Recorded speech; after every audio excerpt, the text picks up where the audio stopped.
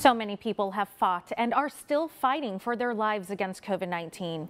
We honor the legacies of thousands in the Central Valley who have lost their battles with the virus and check in with survivors to find out how they are doing today. This was a day of celebration for Karen Parker Bryant. In May of 2020, she was finally discharged from Clovis Community Medical Center after spending more than a month fighting for her life against COVID-19. Hearing that people were dying from it, it's kind of hard to describe. I felt like I just went to sleep and woke up.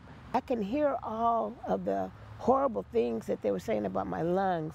Karen was on a ventilator and was able to get through the illness in part due to the trial medication remdesivir. The hospital staff, the nursing staff in ICU, and then when they put me on the 4th floor, it was like those people just floated down from heaven and said, we'll take over from here. Today, Karen is back to delivering sermons in her church and singing in the choir, but some serious effects of COVID-19 still linger. I can't straighten my hand out, and if I twist it too fast or if I turn it too fast, the pain will go from here all the way up this way.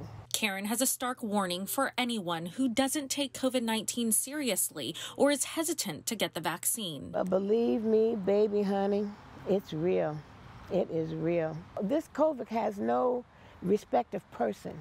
He'll take you out if you're 5 or 50 or 95. It doesn't matter. Sophia Zapata is another survivor of COVID-19. It's no joke. You know, I think the last thing I do remember not being able to breathe and then waking up to a bright light. Sophia hopes her story reminds people of the harsh reality of this deadly virus. She was at Community Regional Medical Center last year for more than 2 months. We caught up with Sophia recently, and she shares, though she was happy to finally go home, she was overwhelmed with fear and anxiety. You stay in the hospital for so long, and if something's wrong, you know, they're going to come in and check up on you, and I had a lot of fear going home. I was just so scared, and I kept on asking questions like, are you sure I'm going to be okay? Today, Sophia also continues to deal with the long-term health effects from COVID-19. I'm not 100%. I have my good days, my bad days. As you notice, my voice is not the same. Not only that, due to the multiple strokes I had, my legs are still not the same. From this part area, it's numb. Sophia was on a ventilator and eventually on the life-saving machine ECMO, which stands for extracorporeal membrane oxygenation. The machine essentially takes over heart and lung functions for people who have a severe or life-threatening illness. Community Regional is the only hospital in the Valley with a specialized ECMO team for adults.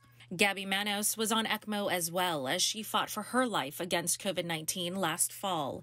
Gabby was pregnant and was admitted to the hospital. Doctors had to perform an emergency C-section to get baby Madeline out. We touched base with Gabby a year out from her near-death experience, and she shares, like Sophia, the fear of contracting the virus again. Emotionally, it's been really hard. Like, it's depressing some days because I'm like just home. I get scared that I'm going to get it or she's going to get it.